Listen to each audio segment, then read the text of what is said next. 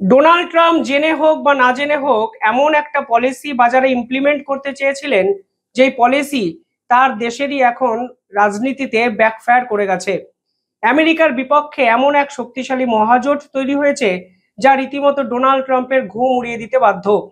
আজ দিনভর western media একটি ছবিকে নিয়ে সব থেকে বেশি চর্চা করলো এবং পরিষ্কারভাবে তারা স্বীকার করলো, ভারত যেভাবে ডোনাল্ড ট্রাম্পের বিপক্ষে রুখে দাঁড়িয়েছে, তারপর আন্তর্জাতিক স্তরের সমস্ত দেশ এইভাবে আমেরিকার বিপক্ষে রুখে দাঁড়ানোর সাহসটি পাবে।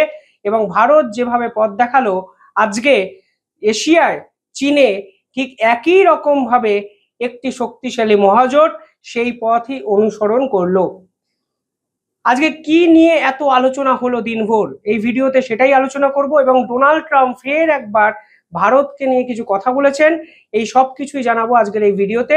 তবে যারা এই ভিডিও দেখছেন তাদের ছোট্ট একটা অনুরোধ, চ্যানেলটিকে ভালো লাগলে একটু সাবস্ক্রাইব করে পাশে থাকা বেল আইকনটি ক্লিক করে পরবর্তী জিওপলিটিক্যাল ভিডিওর আপডেট সংগ্রহ করবেন। দেখুন, আজকে চীনে একটি প্যারেড অনুষ্ঠিত হয়েছিল, মিলিটারি প্যারেড, 18তম অ্যানিভার্সারি ওয়ার্ল্ড ওয়ার 2 এর, অর্থাৎ দ্বিতীয় বিশ্বযুদ্ধের। এবং সেই জন্য চীন একটি মিলিটারি প্যারেড কিন্তু আয়োজন করেছিল। এবং সেখানেই এক মঞ্চে দেখা গেল চীনের প্রেসিডেন্ট সি জিনপিং, রাশিয়ার প্রেসিডেন্ট পুতিন এবং নর্থ কোরিয়ার প্রেসিডেন্ট কিম জং। বুঝতেই পারছেন শক্তিশালী জোট। এই জোট নিয়ে ইতিমধ্যেই ওয়েস্টার্ন মিডিয়া বলতে শুরু করেছে, that is the axis of upheaval, অর্থাৎ ডোনাল্ড ট্রাম্পের বিপক্ষে একটা শক্তিশালী মহাজোটের উত্থান চীনে কিন্তু আমরা ধারাবাহিকভাবে দেখতে পেলাম, যা আমেরিকার ডমিনেন্স আন্তর্জাতিক স্তরে যে আস্তে আস্তে শেষ করতে শুরু করে দিল তা পরিষ্কার হয়ে গেল। চীন এই প্যারেডকে কেন্দ্র করে প্রায় 10,000 মিলিটারি সৈন্যকে নিয়ে এসেছিল, একাধিক যুদ্ধ বিমান, যুদ্ধের অস্ত্র, যুদ্ধের সামগ্রী তারা শোকেস করে। এবং মূলত দুটি বার্তা ছিল চীনের।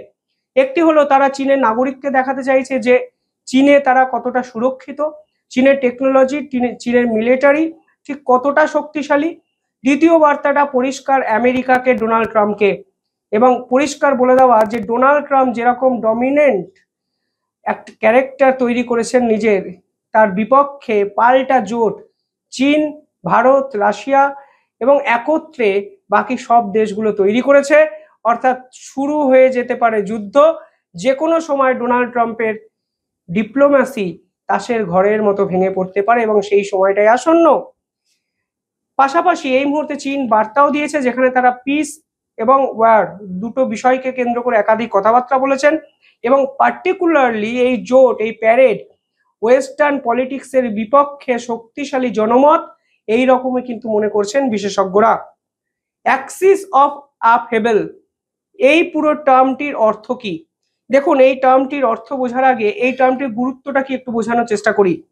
এই যে শক্তিশালী মহাজোট, তাদেরকে বলা হচ্ছে informal and emerging coalition of authoritarian power, অর্থাৎ যারা অথরিটি, যারা দিনের পর দিন এই ক্ষমতাকে দখল করে আছেন, যারা এই বিশ্বের রক্ষাকর্তা হিসাবে নিজেদেরকে এস্টাবলিশ করতে চেয়েছেন, সোকল ডোনাল্ড ট্রাম্পের মতো শাসক, তাদের বিপক্ষে আরো একটি শক্তিশালী মহাজোট তৈরি হলো, যাদের কাজই হলো পশ্চিমী দুনিয়ার বিপক্ষে শক্তিশালী প্রতিরোধ গড়ে তোলা এবং পশ্চিমী দুনিয়ার মনোপলিকে ভেঙে চুরমার করে দেওয়া, যা আজকে চীনে এসসিও সামিটের পর ভারত কিন্তু শুরু করে দিয়ে চলে এসছে।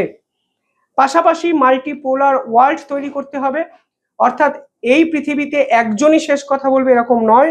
এমনকি ইউএস ডমিনেন্স এর বিপক্ষে আজকে চীনের এই মিলিটারি প্যারেড, যেখানে বিশ্বের সমস্ত দেশ ডোনাল্ড ট্রাম্পের বিপক্ষে যারা আছে তারা কিন্তু সমর্থন করেছেন।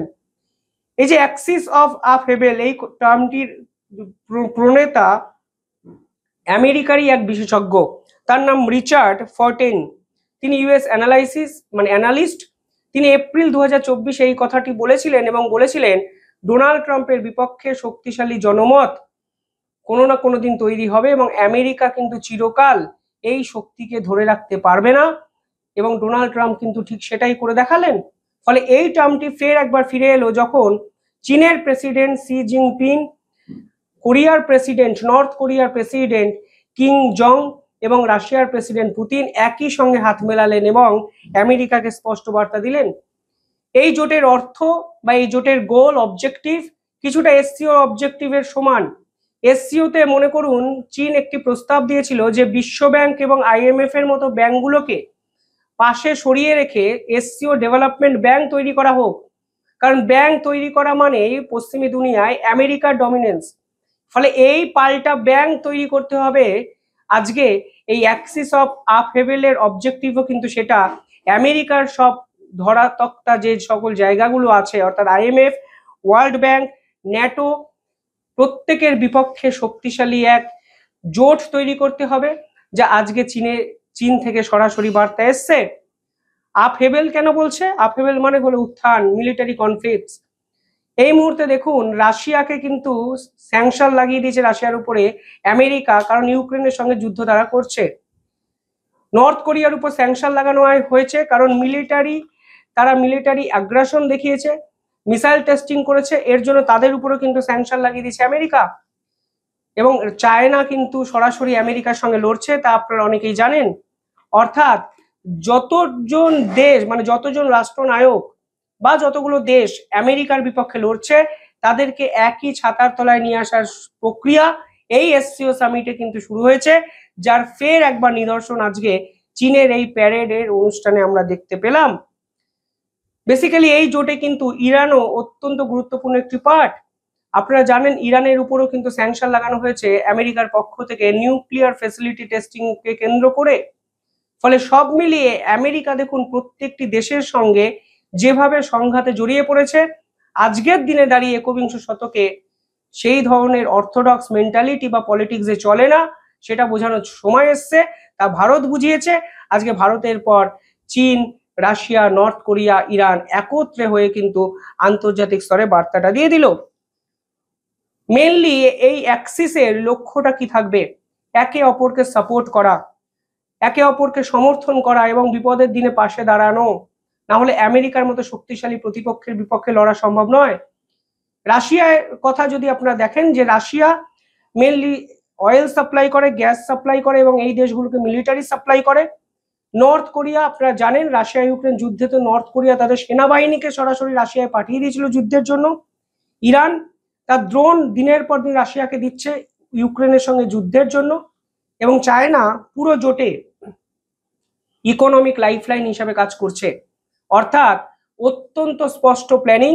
এবং এই জোটের ছবি ভিডিও ভাইরাল হওয়ার পর ডোনাল্ড ট্রাম্প প্রশাসন রীতিমতো আতঙ্কিত এবং দিনভর ওয়েস্টার্ন মিডিয়া এই জোটকে নিয়ে কিন্তু আলোচনা করলো।